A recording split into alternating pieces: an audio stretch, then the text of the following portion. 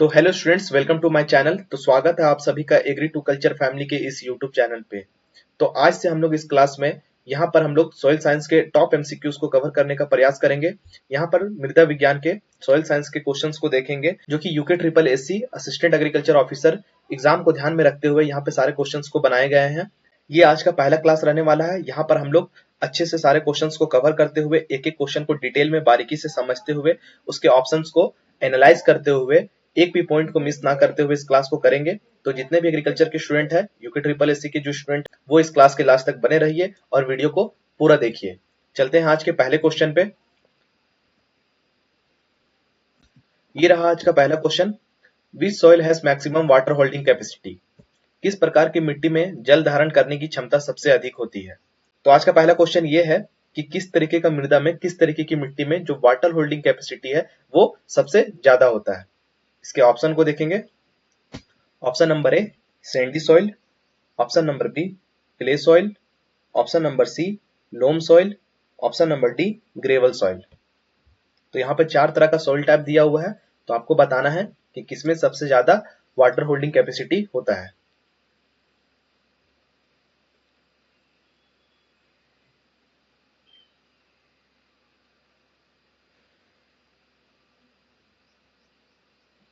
तो इस क्वेश्चन का जो सही आंसर है वो आपका हो जाएगा option number B clay soil. Clay soil में वाटर होल्डिंग कैपेसिटी जो है सबसे ज्यादा देखने को मिलता है। यहाँ पर बाकी के जो ऑप्शन है, sandy soil, clay soil, loam soil और ग्रेवल सॉइल, इन सबको भी डिस्कस करते हुए क्लास को करेंगे। तो सबसे पहला है सैंडी सॉइल। सैंडी सॉइल में बड़े पोर्स देखने को मिलते हैं, जहां पर पानी जो है जल्दी निकल जाता है, आसानी से निकल जाता है। वाटर होल्डिंग कैपेसिटी है वो सबसे कम सैंडी सॉइल में देखने को मिलता है। उसके बाद है क्ले सॉइल। सूक्ष्म घन सरफेस एरिया, अधिक वाटर होल्डिंग कैपेसिटी। तो इसमें जो पार्टिकल्स होते हैं सॉइल के वो काफी सूक्ष्म होते हैं, बहुत छोटे होते हैं, जिससे कि जो वाटर होल्डिंग कैपेसिटी है वो सबसे ज्यादा होता है। उसके बाद है लोम सॉइल। संतुलित मिट्टी, वाटर होल्डिंग अच्छी लेकिन क्ले से कम। तो लोम सॉइल की बात करें तो ये वाटर होल्डिंग कैपेसिटी इसमें भी ठीक ठाक है, लेकिन जो क्ले सॉइल है उसकी अपेक्षा यहाँ पे कम देखने को मिलता है। उसके बाद है ग्रेवल सॉइल। बहुत बड़े कण, पानी बिल्कुल नहीं रोकता। तो इसमें क्या होते हैं, जो सॉइल पार्टिकल्स होते हैं वो काफी बड़े होते हैं, इनमें पोर्स काफी बड़ा होता है, एकदम कंकड़ पत्थर के जैसे, जहां पर पानी बिल्कुल भी नहीं रुकता। तो आई होप आपको चारों ऑप्शन समझ में आया होगा। इस तरीके से हम लोगों ने पहला क्वेश्चन को किया। अब चलते हैं नेक्स्ट क्वेश्चन पे। ये रहा second question. Father of soil science is? तो मृदा विज्ञान के जनक कौन है? काफी बेसिक क्वेश्चन है और काफी इंपॉर्टेंट भी है। इसके ऑप्शन है Liebig, option number B Vasily Dokuchaev, option number C Mendel, option number D Darwin. तो आपको यहाँ पर बताना है कि फादर ऑफ जो सॉइल साइंस है वो कौन है।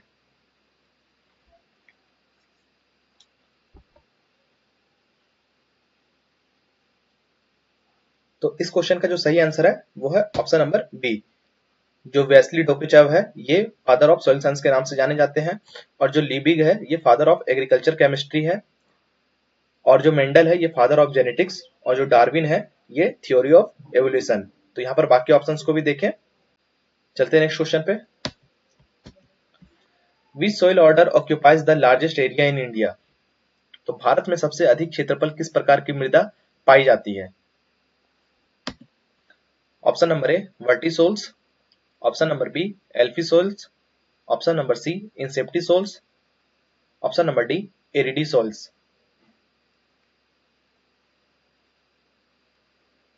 तो आपको यहाँ पर बताना है कि इंडिया में जो सबसे लार्जेस्ट एरिया कवर करता है, ऑक्यूपाई करता है, वो कौन सा सॉइल ऑर्डर है।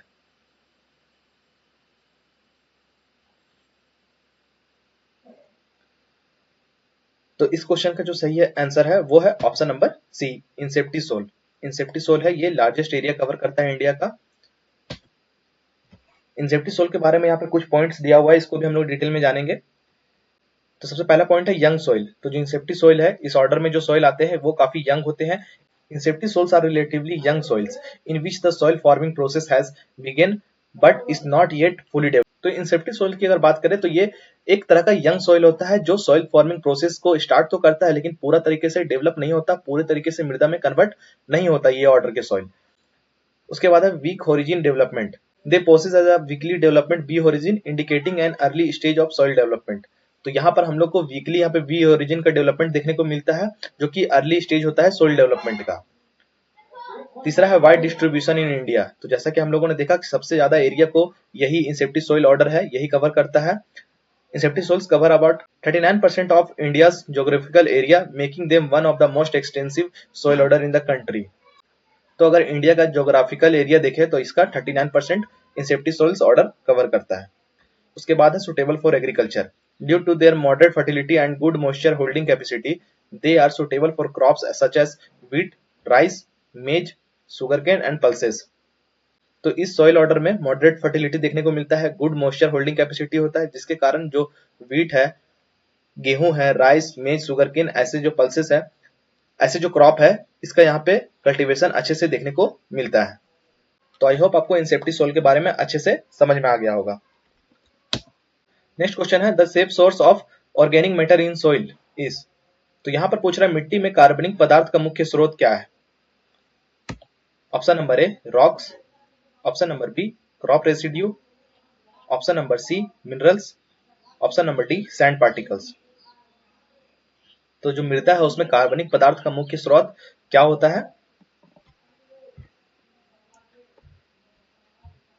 तो इस क्वेश्चन का जो सही आंसर हो जाएगा वो हो जाएगा आपका option number B crop residue. तो यहाँ पहला पॉइंट है adds organic carbon. Crop residue decompose in the soil and contribute a large amount of organic carbon. तो यहाँ पर क्या होता है कि क्रॉप रेसिड्यू डिकम्पोज होकर सॉइल में लार्ज अमाउंट में ऑर्गेनिक कार्बन को डेवलपमेंट करने का, फॉर्मेशन करने का काम करता है। Which is the major component of soil organic matter, जो कि सॉइल ऑर्गेनिक मैटर का एक मेजर कंपोनेंट के रूप में भी देखा जाता है, माना जाता है। Improves soil fertility. During decomposition, residue release essential nutrients such as nitrogen, phosphorus and potassium, enhancing soil fertility. साथ ही साथ ये डिकम्पोजिशन के दौरान यहाँ पर इसेंशियल न्यूट्रिएंट का भी रिलीज करता है, जिसमें पहला है नाइट्रोजन, फॉस्फोरस, पोटेशियम, जो कि सॉइल की फर्टिलिटी को बढ़ाने में, इनहेंस करने में काफी अहम भूमिका निभाता है। उसके बाद है enhance soil properties. Organic matter from crop residue improve soil structure, water holding capacity, aeration and microbial activity। तो जो ऑर्गेनिक मैटर है जो कि क्रॉप रेसिड्यू से प्राप्त होता है, वो क्या करता है कि सॉइल के स्ट्रक्चर को इंप्रूव करने का काम करता है, वाटर होल्डिंग कैपेसिटी को बनाने का काम करता है, साथ ही साथ जो सॉइल में माइक्रोबियल एक्टिविटी है उसको भी बढ़ावा देता है। तो इस तरीके से जो क्रॉप रेसिड्यू है ये इसका सही आंसर हो जाएगा, जो कि ऑर्गेनिक मैटर को सॉइल में बढ़ाने का काम करता है, मुख्य स्रोत माना जाता है। चलते नेक्स्ट क्वेश्चन पे। Which soil property determines the ease with which root can penetrate the soil and absorb water and nutrients? तो इस क्वेश्चन में पूछ रहा है मिट्टी का कौन सा गुण यह निर्धारित करता है कि जड़ें कितनी आसानी से मिट्टी में प्रवेश कर सकती है और पानी और पोषक तत्व को अवशोषित कर सकता है। तो यहाँ पर ऑप्शन को देखेंगे। Option number A soil colour, option number B soil structure, option number C soil temperature, option number D soil density. तो यहाँ पे चार तरह का सॉइल प्रॉपर्टी दिया हुआ है, तो आपको बताना है कि इसमें से कौन सा ऐसा प्रॉपर्टी है जो यह डिटरमाइन करता है, यह निर्धारित करता है कि जड़ें जो है वो मिट्टी में कितनी आसानी से प्रवेश करे, पानी और पोषक तत्व जो है उसको अच्छे से अवशोषित करे। तो ये कौन सा प्रॉपर्टी डिटरमाइन करता है।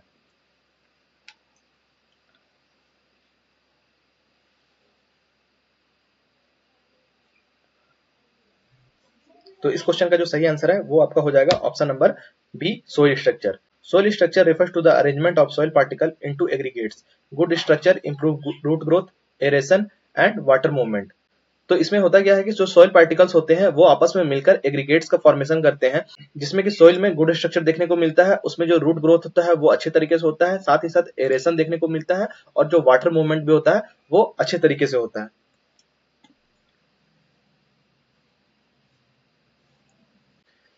Continuous application of nitrogenous fertilisers without organic manure में result in.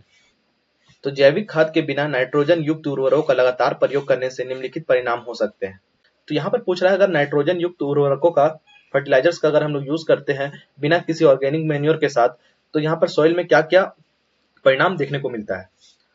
Option number A increase in soil fertility indefinitely, option number B deterioration of soil health and acidity problems, option number C increase in soil pH, option number D complete elimination of weeds.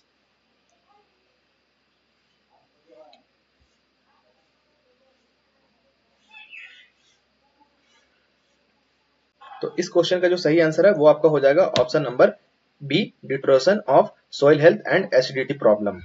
तो इसमें soil health का deterioration होता है, साथ ही साथ acidity problem देखने को मिलता है सॉइल्स में। तो इस क्वेश्चन का जो सही आंसर है वो है ऑप्शन नंबर बी। नेक्स्ट है the dark colour of surface soil is mainly due to the presence of. तो सतही मिट्टी का गहरा रंग मुख्य रूप से निम्नलिखित की उपस्थिति के कारण होता है। Option number A quartz, option number B iron oxide, option number C humus, option number D calcium carbonate. तो आपको यहाँ पर बताना है कि जो सॉइल सरफेस है इसका डार्क कलर किसकी वजह से होता है।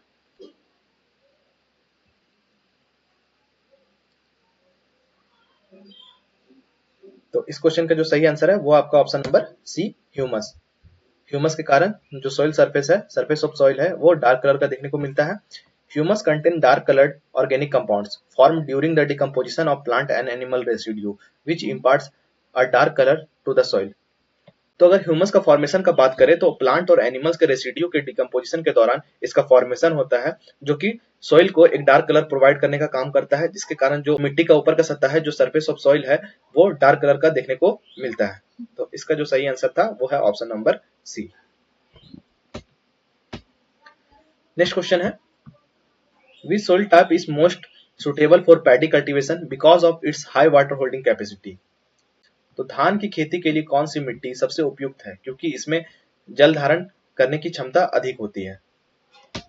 Option number A sandy soil, option number B clay loam soil, option number C gravelly soil, option number D rocky soil.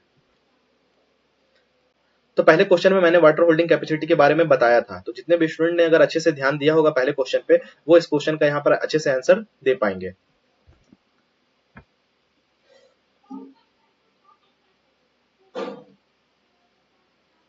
इस क्वेश्चन का जो सही आंसर है वो आपका हो जाएगा option number B clay loam soil. मैंने बताया था कि जो वाटर होल्डिंग कैपेसिटी है वो सबसे ज्यादा क्ले सॉइल में होता है, इसीलिए इसका आंसर जो है वो ऑप्शन नंबर बी।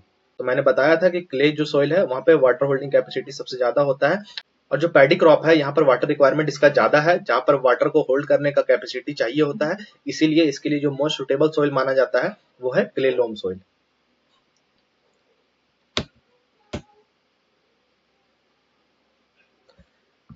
नेक्स्ट है the process of which rocks are broken down into smaller particles to form soil is known as. तो यहाँ पर पूछ रहा है चट्टानों के छोटे छोटे कणों में टूटकर मिट्टी बनने की प्रक्रिया को क्या कहते हैं। Option number A soil erosion, option number B weathering, option number C leaching, option number D sedimentation. तो यहाँ पर पूछ रहा है कि उस प्रोसेस का नाम बताइए जिससे मृदा का फॉर्मेशन होता है, सॉइल का फॉर्मेशन होता है।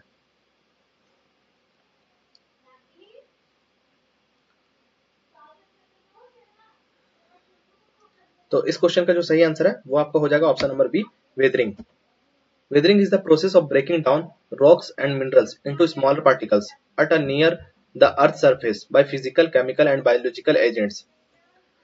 तो वेदरिंग प्रोसेस में होता क्या है कि physical, chemical and biological agents के द्वारा जो रॉक्स होते हैं और मिनरल्स होते हैं ये स्मॉलर पार्टिकल्स में टूटते हैं, ब्रेक डाउन होते हैं। तो ये जो प्रोसेस है वो वेदरिंग कहलाता है, इसके द्वारा ही सॉइल का फॉर्मेशन होता है। It is the first step in soil formation producing the parent material from which soil develop. तो जो वेदरिंग है ये सॉइल फॉर्मेशन का सबसे पहला स्टेप माना जाता है। यहाँ पर फिजिकल और केमिकल और साथ ही साथ बायोलॉजिकल एजेंट के द्वारा जो रॉक्स है, मिनरल्स है, इसका ब्रेक डाउन होता है, छोटे छोटे पार्टिकल्स में ये टूटते हैं और जिससे कि सॉइल का फॉर्मेशन होता है। तो आई होप आपको ये क्वेश्चन समझ में आया होगा, वेदरिंग प्रोसेस समझ में आया होगा। चलते हैं नेक्स्ट क्वेश्चन पे। Soil air differs from atmospheric air because it generally contains. मिट्टी की हवा वायुमंडल की हवा से इस मायने में भिन्न होती है, इसमें आमतौर पर निम्नलिखित तत्व होते हैं। Option number A oxygen, option number B nitrogen, option number C carbon dioxide, option number D hydrogen.